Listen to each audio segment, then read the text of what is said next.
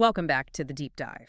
Today we're looking at a stack of source material that, on the surface, might look really simple. It's a children's book. Right. Nina Noodletoes and the Great Bubbletown Rescue. Exactly. But we're going to do a serious analysis of it. Our mission here is to show how this story is just a perfect, almost a flawless primer on surface chemistry and, well, problem solving. And we're going to distill that science, the science of why bubbles pop, into something you can actually use. Okay, so let me set the scene, because the details in the source are just so specific.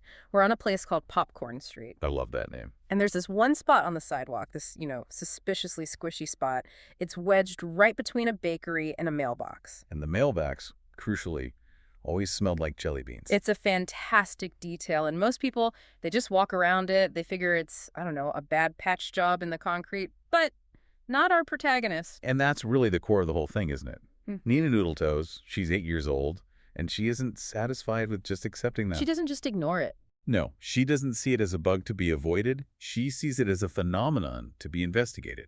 She taps it, she bounces on it. And then she pokes it with a pencil. And that simple act of curiosity, that's what causes this huge POP and sends her down a soap-slick tunnel. Which is where the story immediately pivots into this exploration of, applied physics, but framed as an adventure. Absolutely. We're immediately forced to connect her curiosity to the physical laws that govern this entire hidden world. So this deep dive is really about the longevity of unstable structures.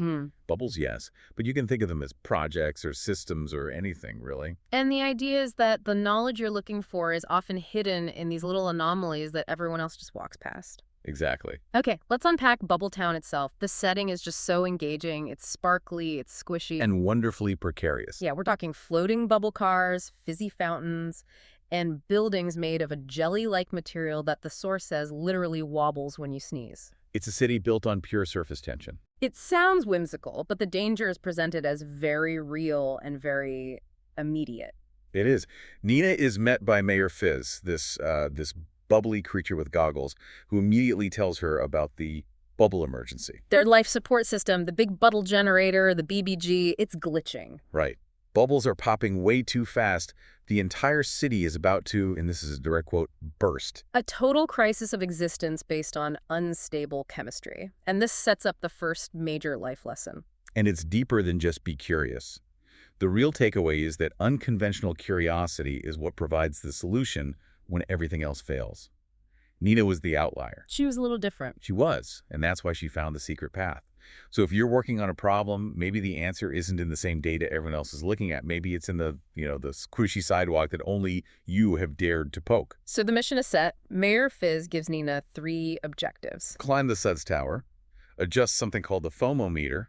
And avoid the mischievous soap sprites. Of course. And the obstacles are just as colorful. She has a jelly bean scooter, she's dodging bubble taxis, boinging off bounce houses. It's just a beautifully unstable environment. My favorite detail is the soap sprites. They don't just trip her, they create these slippery banana peels that are made of foam. Which is just a classic trope, but her solution is what's so brilliant. She uses the music from her squeaky sneakers to dance past them. And that's a perfect little lesson in lateral thinking. The problem is physical, the foam peel. But the solution is kinetic and acoustic. She doesn't fight it. She just bypasses the conflict entirely. Yeah, using an asset she already had in a totally new way. It shows that your best resource is sometimes right there with you. You just have to think about how to use it differently. Which brings us to the real deep dive here. The actual science of why the BBG is failing.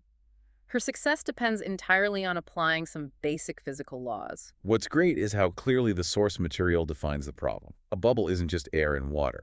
It's a very thin film of water that's being stabilized by soap molecules. The soak reduces the surface tension. Right, which lets the film stretch around the air. So the entire town's instability comes from the 3 reasons that film structure can fail.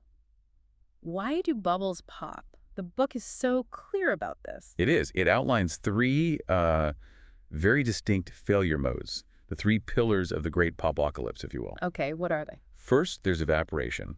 The water in the film just dissipates, the structure gets too thin, and it collapses. Makes sense. Second is pressure imbalance. Too much air inside or, something hits it from the outside. The film gets stretched past its limit. And the third? Thin film drainage.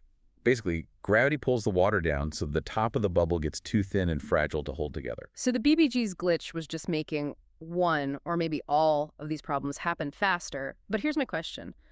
To Nina, evaporation and film drainage look basically the same, right? Yeah, the bubbles are just collapsing too soon. So how does this story explain how she knew which problem to solve? That is a great point.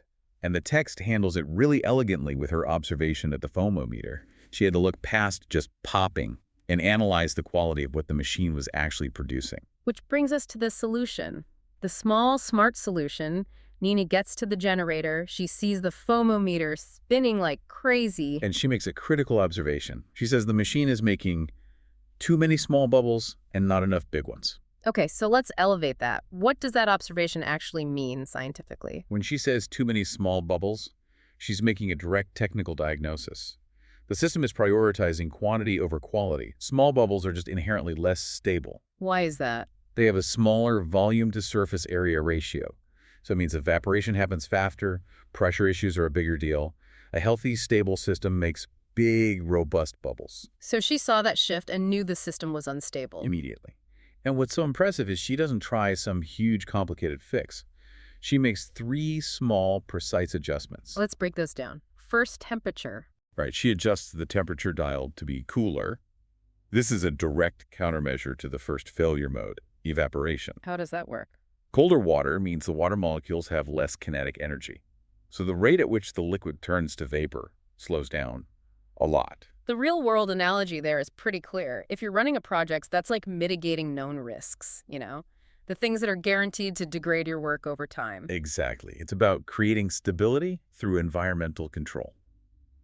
Then, the second adjustment she makes is turning down the pressure. That one feels the most intuitive. It directly addresses the second reason bubbles pop. It does, but it also speaks to system optimization. Too much pressure is a sign of unnecessary strain.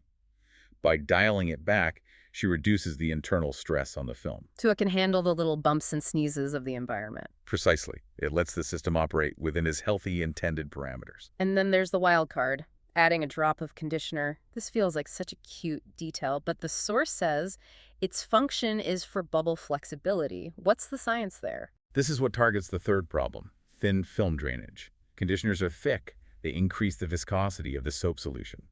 So it doesn't drain as fast. It counteracts gravity. The film stays thicker, more robust for longer. But also, what you find in hair conditioner are polymers, and that increases the film's overall elasticity. So she's not just making it stickier, she's engineering resilience. She's giving the film the ability to stretch and recover. Precisely. It's a targeted chemical intervention.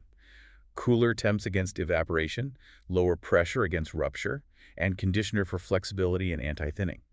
3 small, smart scientific changes. And the result is, well, it's phenomenal. Instead of all the frantic popping, the BBG stabilizes. It starts making these big, slow bubbles. Boop, boop, boop. And Mayor Fizz is, of course, overjoyed. He declares her the hero of Bubbletown. It really brings home that final lesson synthesis. It does. The ability to look at a huge, overwhelming crisis, diagnose it, and then apply a minimum viable change based on simple, fundamental principles. That is the mark of a great problem solver. She didn't need a huge manual. She just needed to observe and understand the basic inputs. What makes this work and what makes it fail. Right. That's so much more valuable than just raw power. So what happens to Nina in the end? She leaves Bubbletown, gets back to Popcorn Street. On a personal bubble elevator, no less. Of course. But the last image is the most important part, behaviorally. She gets back to the sidewalk, to that original spot. And she bounces on it twice.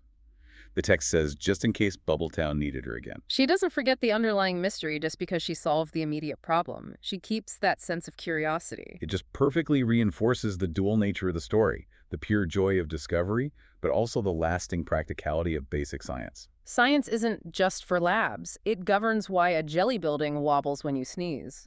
And why a bubble lasts for 3 seconds instead of 1. The lesson is, to solve big problems, you first have to understand the squishy, silly, fundamental rules of the system. And knowing those rules gives you incredible power. It really does. So since we've now done this deep dive, let's turn that around. If you, the listener, were designing your own Bubbletown, and you knew about these physics constraints, what would you invent to make it more stable? Right. Would you be a bubble chef? maybe engineering the perfect viscosity for the films, or a foam firefighter with some kind of anti-evaporation spray. Or maybe a sneeze-powered scooter racer, someone who's figured out how to use micropressures to get speed without bursting the whole city. Remember, knowing the rules doesn't limit your creativity. It enables it. So go out there, look for those anomalies when you find something suspiciously squishy. Poke it. It might just lead you to your next great discovery. We'll catch you next time for the next deep dive.